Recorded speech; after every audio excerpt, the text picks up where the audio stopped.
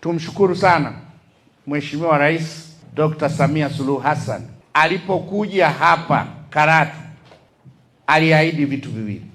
La kwanza, kwa ajili ya kuendeleza utalii na kupendezesha mji wenu wa Karatu, ameahidi kuwekwa taa za barabarani kuanzia Mto wa Mbu mpaka geti la Ngorongoro.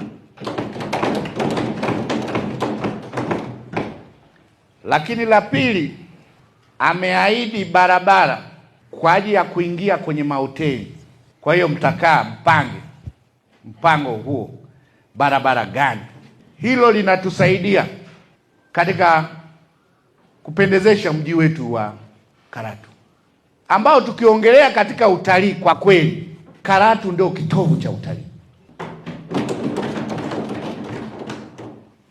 Hii neema ya Mheshimiwa Rais ya kutupatia taa za barabarani na barabara za kuingia katika mahoteli, na mimi nimekuja kwenu kuambia mambo mawili katika kukuza utalii.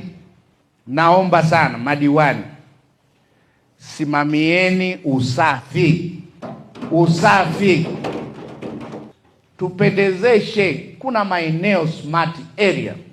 Kwa hiyo nishaongea na wakuu wa wilaya zote ajenda ya usafi na kuweka utaratibu wa mfano wa kwenda kwa vitendo, kwamba siku hii tumeitenga tukafanye usafi. Lakini muendelee kushirikiana na taasisi zote. Mamlaka ya Ngorongoro, kimsingi mtu unaweza ukafikiri mamlaka ya Ngorongoro sijui wako wapi, ni wako Karatu, si ndio?